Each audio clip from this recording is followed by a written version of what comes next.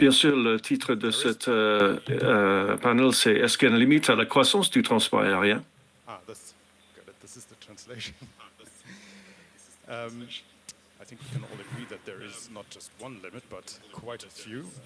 But since we do have an hour, Je pense qu'on peut tous se mettre d'accord qu'il y a des limites, bien sûr. Je vais commencer avec Willy. Bien sûr, une des limites que nous avons vues l'été dernier, c'est qu'il y a eu des retards énormes et des contraintes et des retards énormes. Est-ce que vous pensez que ça va aller mieux cet été? Oui, je pense que cet été, ça va aller beaucoup mieux. Et cet été, déjà, c'est beaucoup mieux. On voit des niveaux d'annulation beaucoup plus bas et moins de retard. Je pense que cet été sera un été très occupé. Il y aura quand même une peu de destruction. Les Français ont l'habitude des grèves des contrôleurs aériens en France. Et c'est une des grandes sources de perturbations pour les Français et pour les Européens. On a eu quelques limites avec notre contrôle aérien. Donc nous pensons qu'il y aura encore une fois ces perturbations. Mais le fonctionnement est assez satisfaisant. Je me demandais si on allait regarder les 50 premières lignes aériennes mondialement et regarder la ponctualité et la régularité et le nombre de vols réalisés. Cette année est beaucoup mieux que l'année dernière. Une de mes anciennes lignes aériennes la semaine dernière ont eu un nombre de vols réussis de 200% avec la performance de vol à l'heure était de 87%. Donc la performance est beaucoup mieux que l'année dernière. Beaucoup de problèmes qu'on a vus l'été dernier ont été abordés par les aéroports et également par les lignes aériennes. Très bien. Donc, mais tout le monde parle de la chaîne logistique, le retard dans les livraisons des avions, les retards dans la livraison des pièces de rechange. Tout cela semble s'empirer plutôt que de s'améliorer. Je ne veux pas être trop provocateur dès le départ, mais est-ce que ce ne serait pas une bonne idée si tout le monde se disait on va faire une pause, on va se mettre sur pause, arrêter la croissance de la production. Ensuite, on pourra en parler de nouveau l'année prochaine. Oui, bon, les lignes aériennes sont en train de prendre en compte les problèmes de chaîne logistique. C'est un problème majeur et c'est très frustrant et ça nous empêche d'augmenter notre capacité. Si vous regardez Eurocontrol cet été, Eurocontrol pense qu'il y aura 7% de plus de vols que l'année dernière, mais 7% de moins par rapport à 2019. Donc, les problèmes de chaîne logistique, les problèmes de pièces de rechange sont intégrés dans la planification des lignes aériennes. Ils laissent de la place pour la maintenance. La croissance était moins que ce qu'ils auraient voulu voir et on voit un peu plus de demande, mais il y a quand même quelques contraintes. La demande augmente plus que la capacité cette année. Si les problèmes de chaîne logistique avaient été abordés rapidement, on aurait eu plus de capacité. J'ai parlé avec des PDG des lignes aériennes et ils sont très frustrés. Ils ont des avions, mais ils ne peuvent pas les faire fonctionner parce qu'ils n'ont pas assez de pièces de rechange. C'est une situation qui dure depuis trop longtemps. L'industrie est très frustrée par ces problèmes de pièces de rechange et de plus, on ne voit pas une fin à ces problèmes des chaînes logistiques. Beaucoup de PDG de lignes aériennes, ceux qui font fonctionner l'A320 par exemple, ils ont beaucoup de problèmes de chaîne logistique avec les moteurs Pratt & Whitney par exemple. Je parlais avec plusieurs exploitants de lignes aériennes qui ont des problèmes avec la flotte parce qu'ils n'ont pas assez de pièces de rechange. C'est très difficile à gérer et c'est quelque chose qu'il faut vraiment aborder. Donc, question, est-ce que c'est maintenant, c'est le moment d'appuyer sur pause, vous pensez? Ce n'est pas ce que j'entends de la part de mes collègues. On parle plutôt d'appuyer sur l'accélérateur, c'est ce qu'attend notre public et notre base client. Je veux juste souligner, je comprends très bien les frustrations que nous avons entendues tout à l'heure, qui sont tout à fait partagées par les équipementiers et les intégrateurs aussi. Je veux juste souligner que, au fur et à mesure que nous accélérons, il y a presque 3 ans, tout cet écosystème nous a demandé de nous arrêter. C'était très brutal d'un jour à l'autre. Le fait de réorchestrer et de redynamiser des centaines de fournisseurs dans cette industrie qui ont été obligés de fermer leurs usines et de laisser partir les personnes, et maintenant de se réorganiser et de se redynamiser, c'était vraiment un sacré défi. Je veux souligner également que je comprends tout à fait la frustration de notre industrie. Je veux souligner que c'était pas à cause d'un manque de prévision de la croissance et de la récupération de la pandémie. Personnellement, j'étais là il y a 2 ans devant tous les fournisseurs de mon entreprise.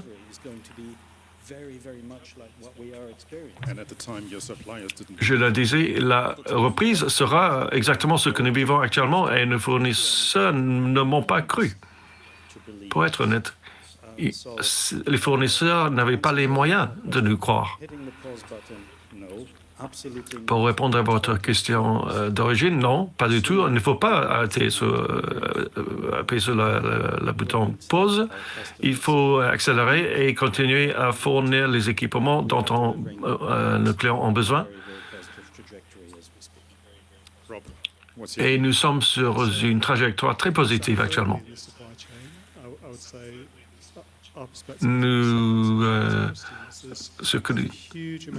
Nous avons la même position que Christian.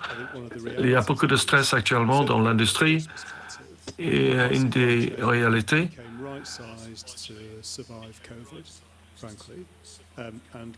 c'est que nous avons pu survivre à COVID.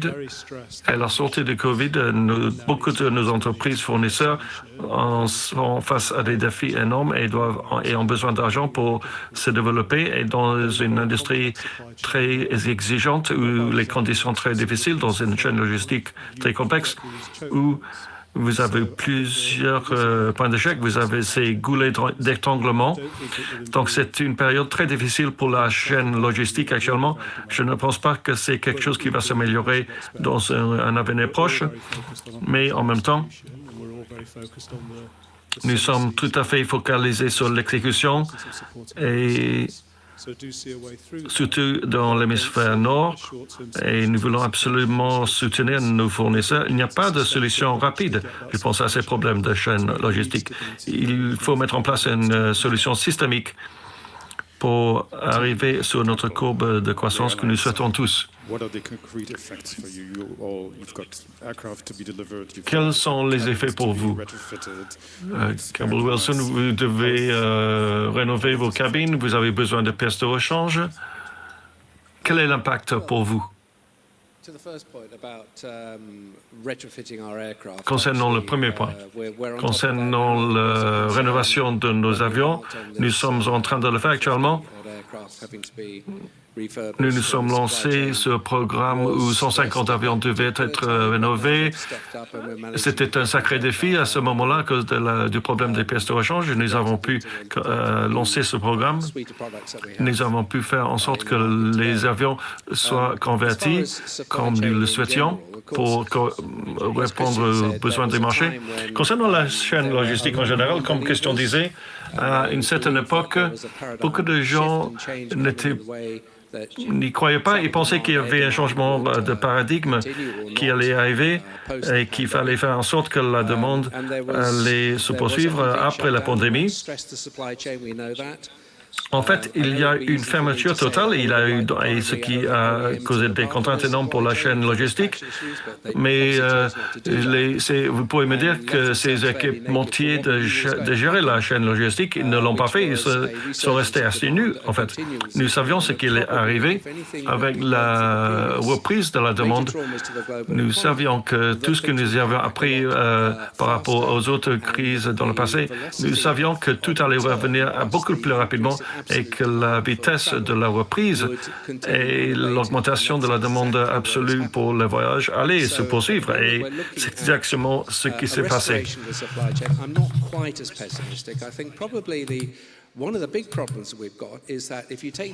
Mais je ne suis pas très pessimiste, en fait. Je pense qu'un des problèmes que nous avons, si vous prenez les fabricants de moteurs actuellement, ils ont des problèmes avec les moteurs eux-mêmes. Ce n'est pas une question de chaîne logistique, c'est une question de résoudre les problèmes des moteurs. Souvent, ces moteurs n'ont pas une durabilité sur elles.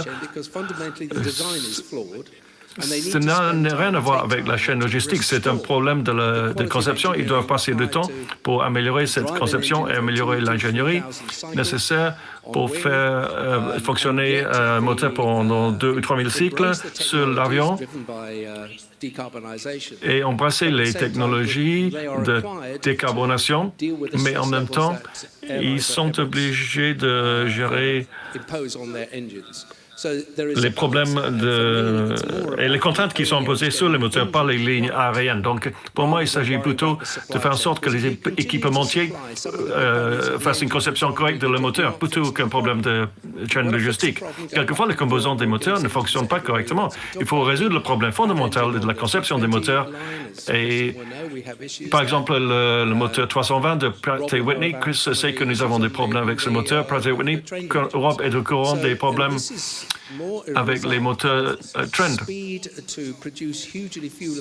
C'est plutôt le résultat du besoin de concevoir des moteurs très efficaces au niveau de la consommation du carburant et de satisfaire les exigences de décarbonation, mais en même temps, il y a des compromis qui se font actuellement, à mon avis. Et donc, la qualité d'ingénierie nécessaire pour faire ce travail crée des contraintes énormes. Il y a une demande de voyages aériens va continuer à s'accélérer pendant la période à l'avenir.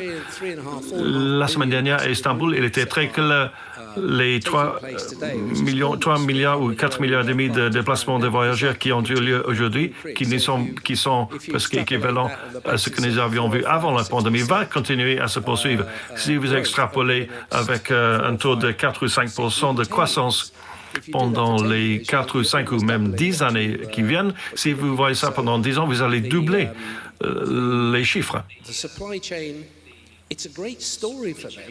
La chaîne logistique, c'est une très belle histoire pour eux, puisque tout le monde commande les avions. Nous sommes connus pour notre capacité de commander et au moment d'un pic d'activité, après d'avoir des problèmes de capacité ensuite. Mais avec le nombre de commandes qui sont émises actuellement pour le seul îlot et le deuxième îlot, la chaîne logistique devrait se frotter les mains et devrait se bouger le plus rapidement possible. C'est vrai qu'on a parlé des problèmes de presse de rechange. On peut voir ils peuvent voir ce que font les lignes aériennes et ce que disent les lignes aériennes sur les pistes de rechange. Et c'était le cas même avant la pandémie. Donc, c'est une question de s'organiser et de gérer vos dettes. Si vous pouvez enlever cette dette de votre bilan, c'est très bien, mais si vous avez besoin de prendre plus de dettes, vous avez de plus en plus de commandes qui arrivent, ça vaut la peine de prendre en compte, en charge cette dette. Concernant les problèmes de durabilité de moteur, surtout Pratt & Whitney, vous avez dit que l'industrie allait perdre sa foi dans la capacité des fabricants de moteurs de livrer des moteurs fiables. Je ne sais pas de quel moteur vous parlez. Nous avons des relations avec 2 fabricants de moteurs. Nous ne perdons pas la foi ou la confiance dans ces moteurs. C'est une question d'un cycle de fabrication des moteurs. Et donc, et c'est vrai que c'est quelque chose qui se passe actuellement. C'est vrai que c'est frustrant de ne pas pouvoir livrer une prestation à nos clients et de pouvoir satisfaire les demandes de la société et de pouvoir satisfaire les investisseurs et les actionnaires. Donc, pour toutes ces raisons, on doit résoudre ce problème, puisque ce sont les clients et les voyageurs qui payent le prix pour cela.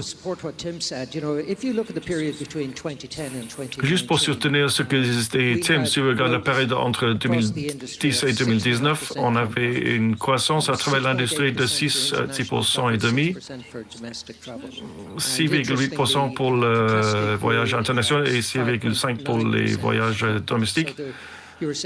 Avec un chiffre composé de 5,9%, je vous dis que la demande accélère très rapidement. Donc, on peut voir que l'industrie, c'est la vitesse de croissance de l'industrie pendant une période de 10 ans assez normale, entre 2010 et 2019. Je pense que c'est le chiffre minimum qu'on peut s'attendre à voir pendant les 10 prochaines années. Donc, je pense qu'il y aura des défis pour livrer une capacité suffisante pour soutenir cette croissance dans le nombre de voyageurs. Je suis d'accord avec Tim. J'étais étonné lorsque on m'a dit que la durabilité de la performance des moteurs n'était pas très satisfaisante. J'étais choqué, en fait, par les chiffres. Les chiffres étaient beaucoup plus bas que ce que j'avais pu voir pendant ma carrière et beaucoup plus bas que les attentes de l'industrie. Donc, il y a des défis qui doivent être abordés. Christian, vous êtes sans doute la personne la plus frustrée de tous. Oui. Et pourquoi? Parce que les équipementiers des avions se situent à le point de jonction entre le monde industriel et le monde qui est dirigé par la demande pour les voyages. Là, je ressens une certaine passion de ce côté-là. Je suis d'accord avec certaines choses que vous avez dites. Vous avez dit que nous avons choisi de ne pas gérer la chaîne logistique ou de ne pas aider les fournisseurs. Ce n'est pas le cas. Nous l'avons fait. Si vous regardez, nous avons donné beaucoup d'argent pour aider les équipementiers, qui étaient les segments les plus faibles dans la chaîne. Je voulais juste dire que nous remplissons nos responsabilités. Concernant les moteurs, en tant qu'équipementier avionique, il est tout à fait normal que je partage votre frustration. Les technologies impliquées sont extrêmement complexes.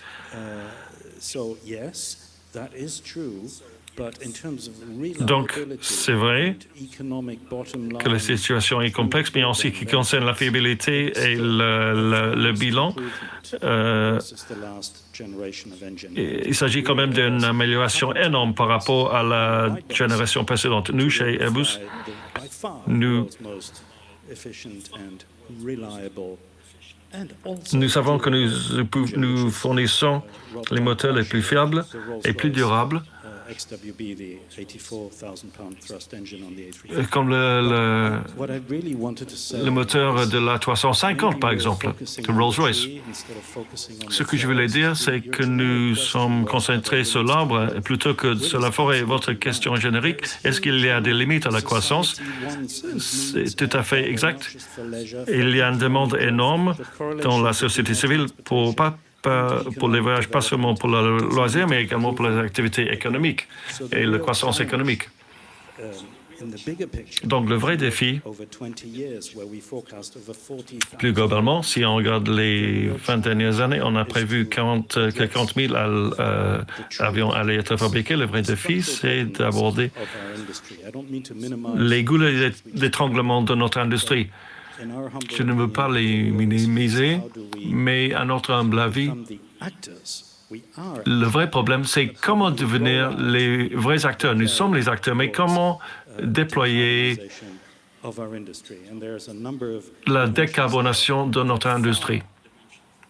Il y a plusieurs dimensions à prendre en compte qui vont bien au-delà des questions non négligeables dont on vient de parler. Donc, je pense pour moi, le défi se situe à cet endroit-là.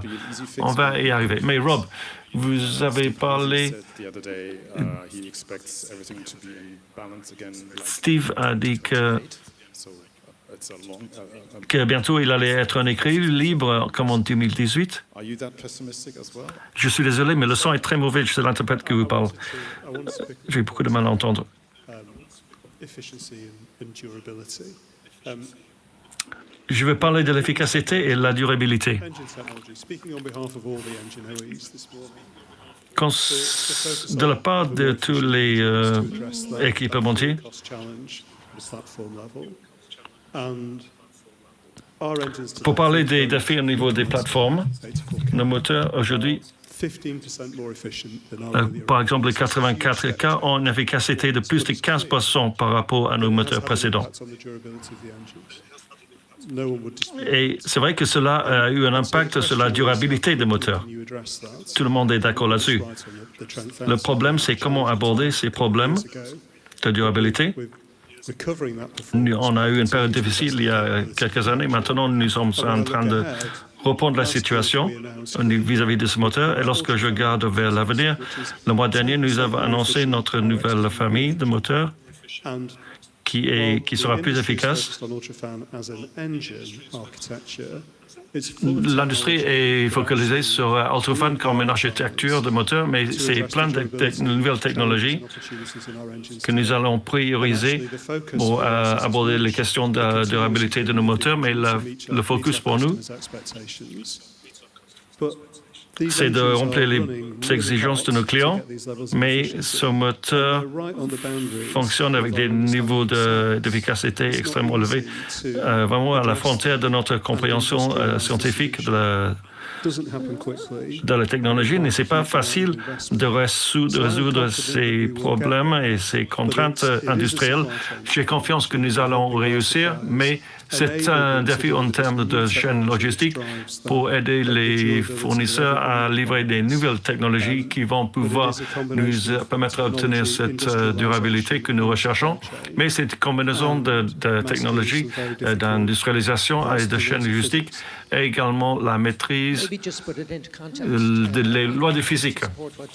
Pour donner un peu de contexte par rapport à ce que disait Tim, je parlais à Martin Kals, le CEO de Peltec, qui était un des clients pour le moteur 220. Je pense qu'ils ont commandé 40 avions. Ils ont fait 220 changements de moteur sur cet avion, 220 remplacements de moteur pour une flotte de 40 avions. C'est vraiment sans précédent. Je n'ai jamais entendu un tel chiffre.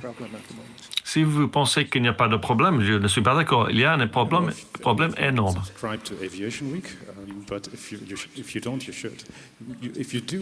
Je ne sais pas, vous lisez Aviation Week, vous ne le lisez pas, vous avez tort.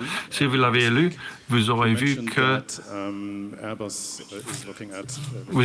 un article très intéressant qui indiquait qu'Airbus cherche à remplacer la famille A320 Neo avec une nouvelle famille à partir du milieu de la prochaine décennie. Donc, pour les représentants des lignes aériennes, est-ce que nous avons assez de temps pour déployer cette nouvelle technologie ou est-ce que c'est trop tôt pour le dire? Est-ce qu'on peut aller plus vite ou non? Campbell. Du point de vue des lignes aériennes, aimerait avoir des technologies plus efficaces avec moins d'émissions, si possible. Bien sûr, cela prend du temps et cela va prendre le temps qu'il faut. On aimerait aller plus vite, mais nous nous sommes engagés vis-à-vis des avions qui sont déjà les meilleurs dans la classe au niveau mondial. Et même si nous soutenons le développement des technologies pour être plus efficaces et réduire les émissions, nous devons soutenir les équipementiers dans le processus de développement comme disait Rob. Nous sommes vraiment à la frontière de la science et de la technologie et cela prend du temps. Je suis d'accord. Le problème que nous avons actuellement, c'est que nous avons une technologie et une aérodynamique et des matériaux et des systèmes de propulsion qui sont enracinés dans les années 60. la ligne 737 continue à être fabriquée, ou le MAX, ou le 320 maintenant, presque 30 ans. Et nous voyons une continuation de cette même technologie. Les réponses au niveau technologique concernant l'aérodynamique, puisque nous comprenons mieux comment augmenter l'efficacité des moteurs et des avions, nous savons mieux utiliser les matériaux qui sont utilisés dans la fabrication des avions et nous avons également, comme disait Rob, nous avons l'exigence des fabricants de propulsion de produire des avions et des moteurs qui sont beaucoup plus efficaces dans la consommation de carburant et pour remplir également les demandes croissantes des consommateurs et des lignes aériennes. Nous sommes en B2C, et nous devons remplir tous ces besoins différents. Nous avons une situation où si nous prenons par exemple le 351 000, le 350 000, Emirates envisage l'achat d'avions jusqu'aux années 2030. Si on veut arriver vers une situation à zéro carbone, nous avons des avions qui sont conçus aujourd'hui et qui vont continuer à voler dans les années 2050, évidemment. Donc, tout le monde doit comprendre qu'il n'y a aucun signe où on verrait des fabricants seraient en train d'augmenter la conception pour y arriver, pour avoir cette situation neutre en termes de carbone, avec des avions qui utilisent l'hydrogène, par exemple. Comme tout le monde, j'aimerais décarboniser l'industrie demain, si c'était possible, mais la réalité est têtue et nous devons nous rendre compte qu'actuellement, ce n'est pas envisageable. Et comme disait Rob, avec Ultrafan, effectivement, c'est un moyen de passer d'un endroit où nous sommes actuellement vers un autre endroit qui sera plus vertueux. Concernant le 380, nous avons des générations de moteurs. Ultrafan utilise une nouvelle technologie qui va permettre d'avoir une réduction très importante de la consommation de carburant sur le 380. Ça, c'est vraiment très étonnant. Si vous augmentez à cela notre meilleure connaissance de l'aérodynamique et les autres éléments dont je viens de parler sur la façon de construire un avion avec la partie en amont, vous enlevez la pression carbone puisqu'on fabrique des avions avec beaucoup plus de composantes sans carbone et nous allons faire fonctionner ces avions de façon beaucoup plus efficace au niveau des carburants avec une durabilité nécessaire avec le type de fonctionnement qu'utilise Emirates, par exemple. Mais je m'inquiète. Je pense que les gens vont voir cela et vont s'y tenir et ils vont penser tout de suite que les avions dans les années 2030 vont tous fonctionner avec l'hydrogène. C'est un rêve, c'est impossible. Mais c'est vrai que l'hydrogène est une substance inflammable et doit être distribué et stocké à partir de son point de production vers le lieu où il sera utilisé également avec la fabrication tertiaire. L'hydrogène peut être produit au centre de fabrication ou on peut le distribuer à partir des lieux où vous allez pouvoir le générer de façon durable. Par exemple, vous avez des panneaux solaires en Espagne qui alimentent des systèmes en Allemagne, mais il faut amener l'hydrogène à cet endroit-là. Ce que je dis, c'est que tout le monde travaille très, très dur dans l'industrie, dans le secteur, pour pouvoir trouver le lieu idéal où on va pouvoir décarboniser l'industrie. À la différence de l'industrie automobile qui ont pu développer des technologies nouvelles très rapidement. Et ici, je pense qu'ici, 2030-2040, la conversion vers la nouvelle technologie va avoir lieu à une vitesse incroyable. Nous pensons que dans certains cas, on va pouvoir faire la même chose dans l'industrie aéronautique, mais en fait, ça ne va pas se passer comme ça. Ce que nous essayons de faire, c'est de mitiger notre... to whatever comes in the future. And we certainly should not stop the R&D that the manufacturers are doing, the OEMs, the propulsion, as Rob said, to try and get there. But give us a break. We're working as fast as we can, as hard as we can, to mitigate our presence. But there's a conflict because, as I said earlier, demand for travel continues to grow at pace. And the very people who damn us for being what we are the very people who jump on our airplanes and fly. And if they're asked to tick a box saying, well, you know, would you like a carbon offset? Would you like us to plant trees? Would you like to do this? It kind of satisfies them if we say yes or whatever. They don't believe us, but they still travel. And that continues to be the case. So, you know, it's a very vexing question going forward. But mankind has always had the ability to step up to technology to deal with the problem. And I think if we do an inventory, a stock take of where we were 20 years ago, 2006, when this all started, remember Al Gore and the inconvenient truth. So that has moved at pace. And I think we've done a really good job. The problem is that we as people on the planet are incredibly avaricious and greedy. And we're always wanting to change our iPhones every 10 minutes. And the carbon footprint of changing out an iPhone is enormous. But hey-ho, I need it, I'll do it. You know, I'm very sorry about the carbon footprint. But so we go on. You still have your old Nokia, don't you? Oh, I had to park my Nokia. The board failed. But it was only 3 years ago that I was... You know, my little contribution to all of this was to try and mitigate my own footprint, but that's another story. But certainly, I get concerned that the regulators, read governments, will get the bit between their teeth, introduce draconian regulations, which make our job very, very difficult. And in the end, if you start to restrict what we do, Amsterdam cutting down on the number of movements per year, the French government introducing the 2-hour rule with regard to all of this. If you start doing that and it gets ahead of steam and works across the planet, you'll get restrictions of capacity, demand not being met, prices will go through the roof. Sorry to say that. Just on hydrogen, like Tim, I believe hydrogen will be part of the solution, probably used in the production of e-fuels before it's used in hydrogen-powered aircraft. And the problem with a hydrogen-powered aircraft is you're going to have to modify the airports. Now, I don't know of any airport that would want to start building hydrogen infrastructure at this stage.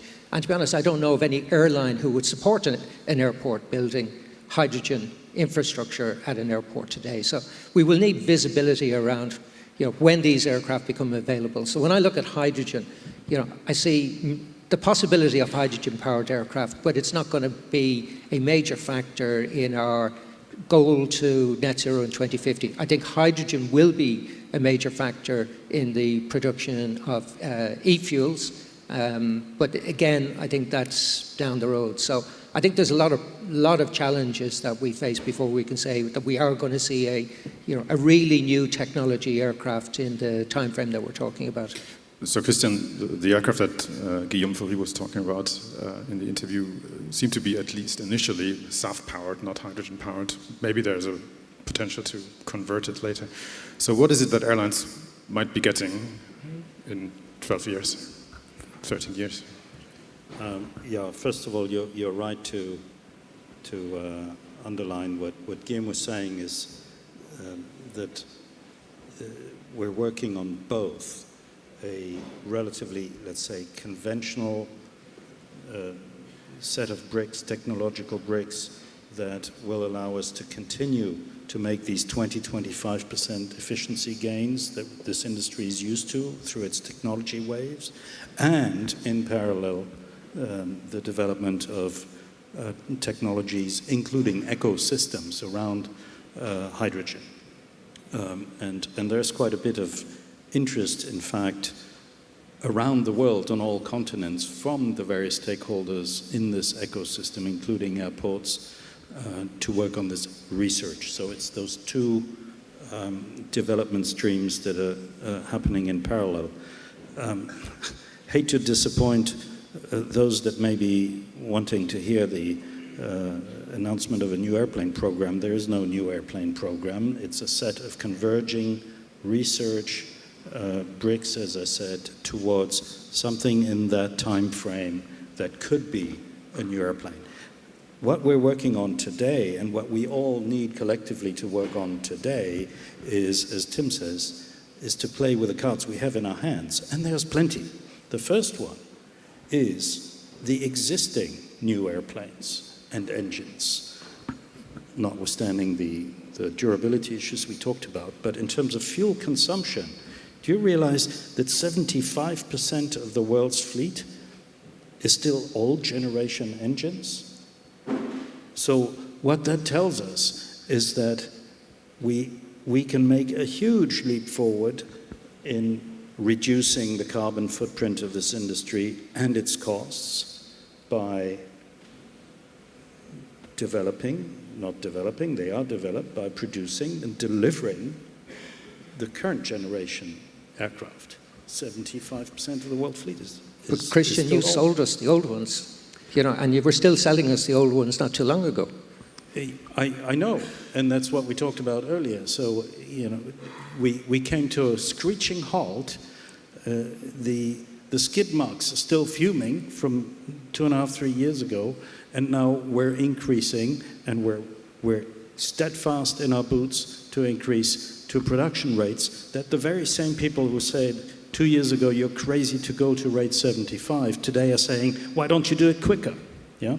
So my point is, today we have the first card in our hand is the new generation aircraft that we're trying to produce as quickly as we reasonably can to address, as I said, 75% of the world's fleet.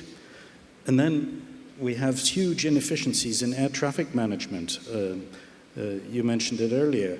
There's about almost double-digit inefficiencies in air traffic management today, largely politically driven, that technology can iron out.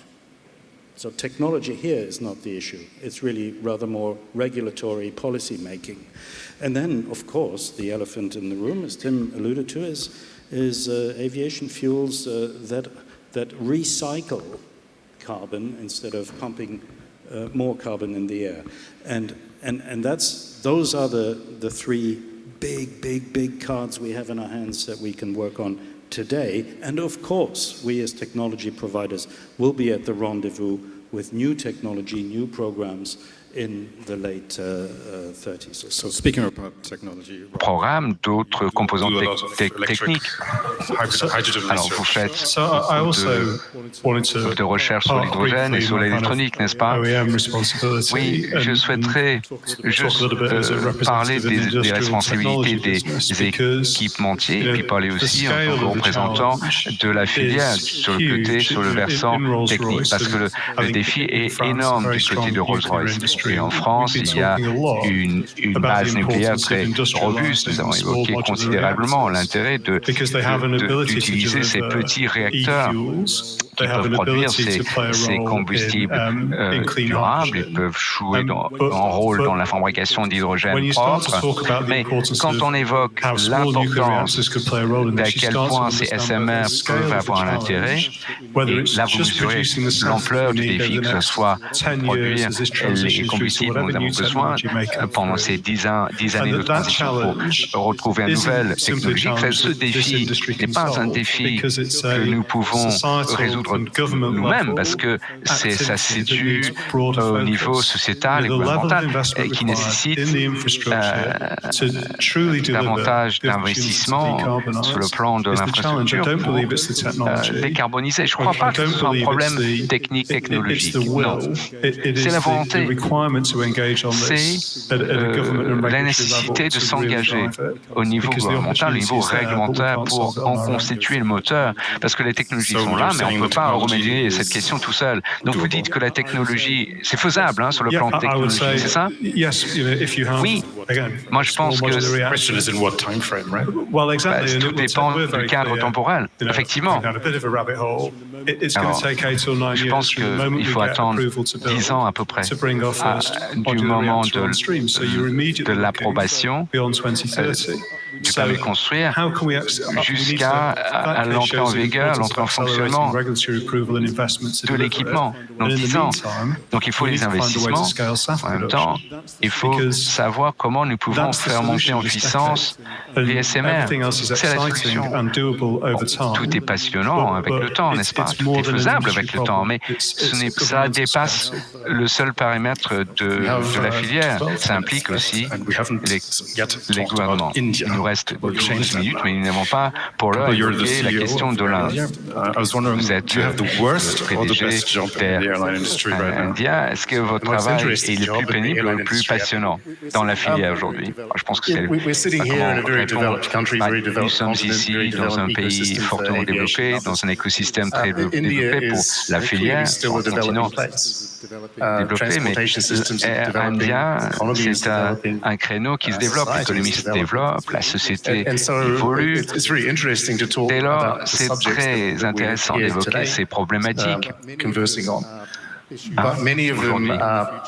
Pour faire l'objet de nos débats. Mais en fait, certaines questions s'inscrivent dans une temporalité plus lointaine pour l'Inde, mais le défi, c'est la construction d'infrastructures pour soutenir la croissance. Mais la démographie, le réajustement de la chaîne d'approvisionnement, tout cela est en explosion, si je puis dire. Mais bon, ça va être passionnant pour les raisons que j'évoque.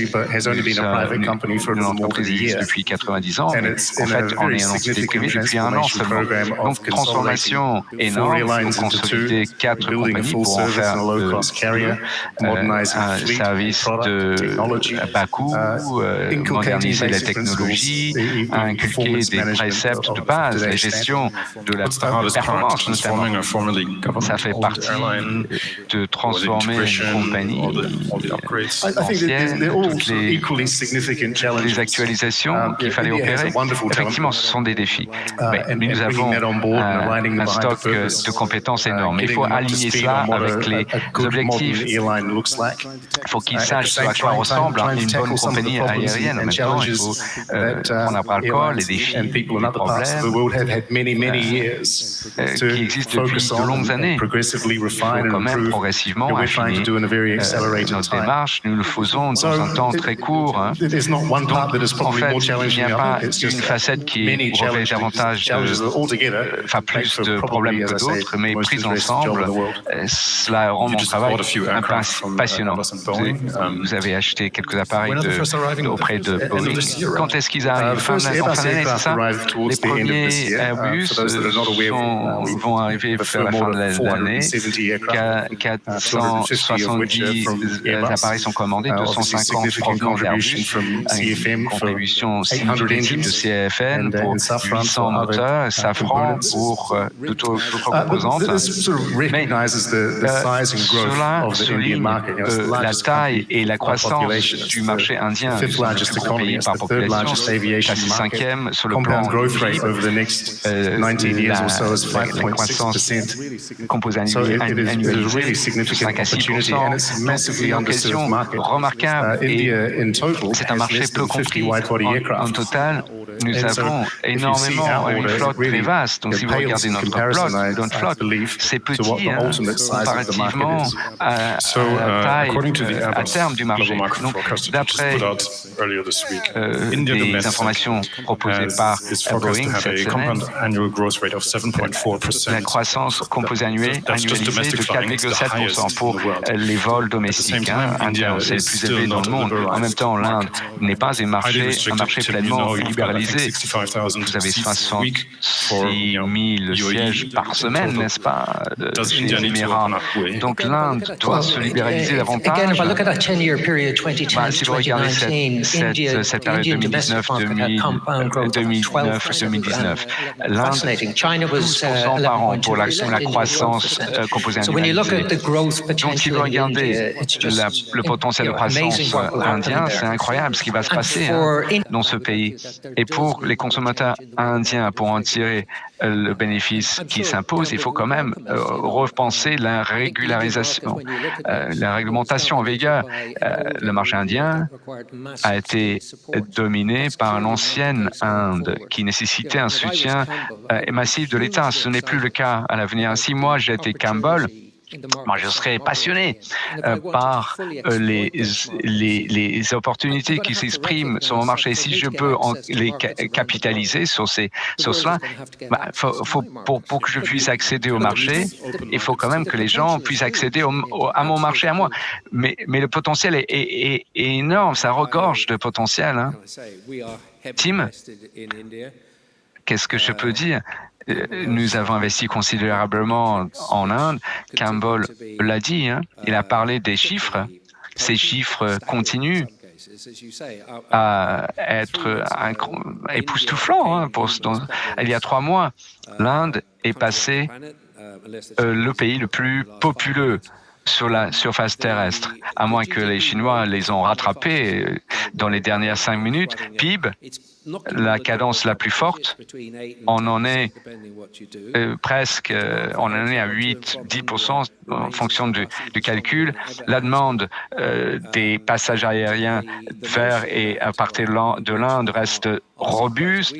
Et l'idée, bon, vous avez parlé de nos quotas de sièges, mais nous en sommes à ce niveau depuis 8 ans. À un moment où l'Inde a pu croître autant, l'économie du Dubaï a cru autant, il y a beaucoup de travailleurs indiens dans ces pays arabes. Et en fait, les meilleurs cerveaux en fait, nous viennent de l'Inde, nous le savons très bien. Et au sein de l'économie indienne, on a des segments en forte croissance. Donc l'idée que ce serait possible de restreindre l'accès à cette économie n'a aucun sens pour moi. En fait, il est opportun et il faut que le gouvernement indien reconnaisse que la façon de faire évoluer leur économie, ils peuvent appuyer sur l'accélérateur, hein, c'est de libéraliser l'accès non pas uniquement pour l'aviation, mais pour d'autres secteurs qui permettraient des investissements étrangers parce qu'ils seraient protégés grâce à cette libéralisation. Leur investissement serait davantage liquide pour leur donner davantage d'agilité. Et il n'y a pas de risque parce que c'est une économie forte. Et le CDE, le FMI, la Banque mondiale, quelle qu'elle soit, quel que soit l'établissement ou l'institution financière, ils s'accordent pour dire que c'est le foyer de ce qui va se passer dans les 10 années à venir, y compris le Golfe Persique. Donc c'est une opportunité remarquable. Et j'ai toujours été, et peut-être que là, je suis le doyen de l'utilisateur indien. Je suis monté dans l'appareil indien en 1958. C'était le premier 707 que j'ai pris en janvier 70, Air Indien. Donc voilà, Dieu sait ce qui se serait produit si les Tartus avaient maintenu leur emprise sur Air India. Nous avons une flotte de 400-500 appareils sur la scène internationale, sans parler du territoire chez nous. Donc Campbell dit il faut y arriver, il faut avoir une compagnie nationale, mais la demande existe. La demande va réagir aux produits que vous proposez. Ils vont réagir à l'élargissement de votre réseau.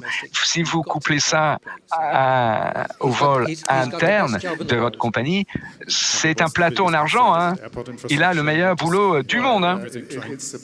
Campbell, c'est quoi la contrainte? C'est l'infrastructure aéroportuaire? Non, c'est le recrutement, notamment.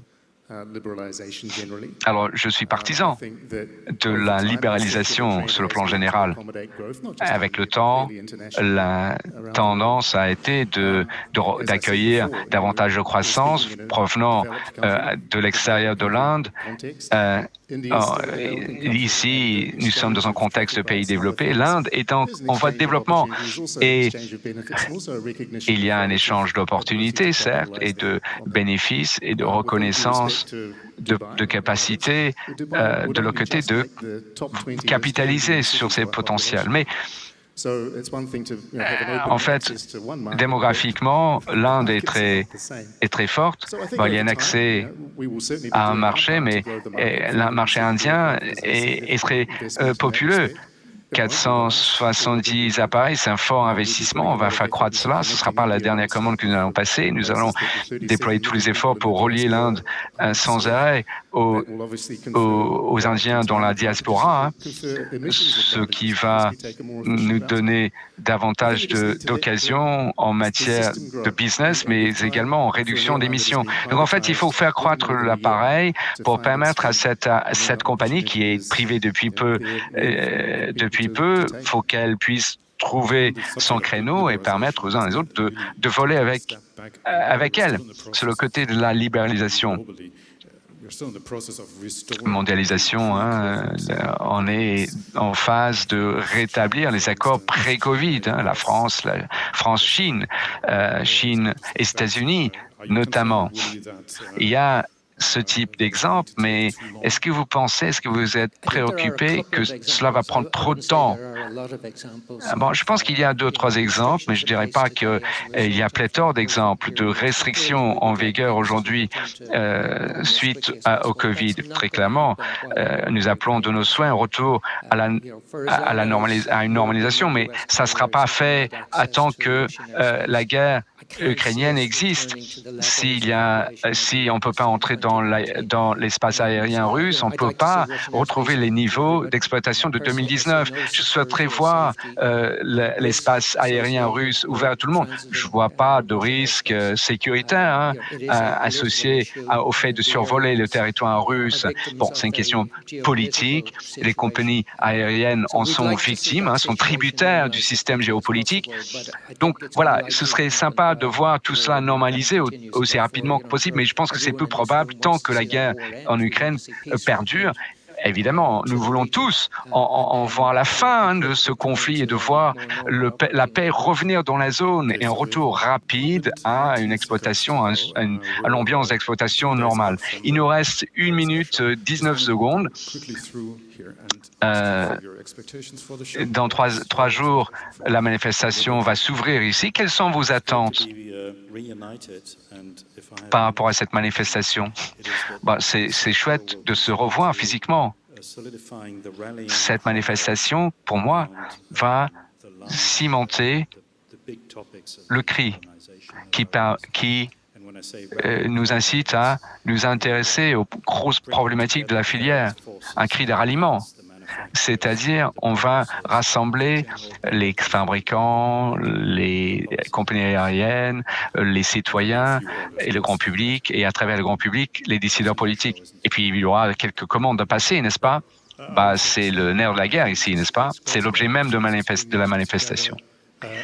Bon, c'est une occasion rêvée de rassembler les acteurs de la filière et pour avoir une vision optimiste pour la filière, comprise dans son ensemble. Campbell, 470 appareils de commander, d'autres commandes sous le coude, pas tout de suite. Mais bon, c'est chouette de rassembler tout le monde, mais il faut quand même rappeler à tout le monde l'aviation est vraiment un moteur intéressant. Alors, vous avez vu, pendant le Covid, les avions nous relient et le Covid nous a cassé ces liens. Une manifestation comme celle-ci est un bon rappel de la contribution de la filière, malgré certains critiques qui nous sommes alignés, et la contribution à l'humanité qui est la nôtre. Tim? Alors, je suis d'accord avec Campbell à 100%. Le nombre de salons professionnels que j'ai pu rejoindre récemment, j'ai jamais vu autant d'assistance, que ces manifestations soient petites ou grandes. Et le Bourget, la semaine prochaine, ce sera très achalandé. Très suivi, les équipementiers, évidemment, puis le grand public. Donc, ce qu'a dit Campbell pour réagir à ce point, il demeure un intérêt sain et robuste pour tout ce qui touche au secteur de l'aviation. Et puis, la manifestation elle-même va en être le reflet. Mais cela peut être une façon de contester les idées préconçues, les suppositions, les conjectures que nous avons regarder. Mais je pense qu'il va y avoir un rebond économique, il va y avoir davantage de salons d'aviation qui vont engranger davantage de commandes pour les acteurs. Et si la guerre prend fin, bon voilà, ce sera un déluge. La confiance va revenir, la confiance planétaire va être rétablie. Les gens vont vouloir être soulagés de regarder la souffrance terrible qui se vit sur les territoires ukrainiens. Mais quand ça prend fin et quand nous aurons une sorte d'équilibre, parce que l'économie mondiale est en déséquilibre grave, mais quand on va rééquilibrer les choses, regardez ce qui va se passer.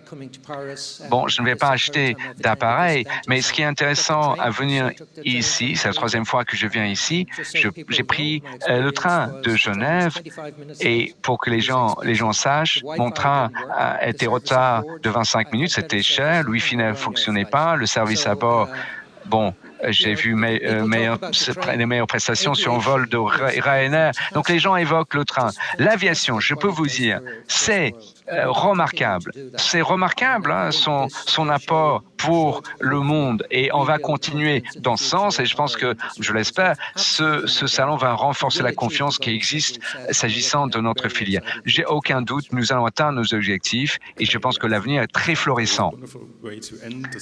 Merci sur ce point. C'est une note fabuleuse sur laquelle terminer notre table ronde. Merci à vous.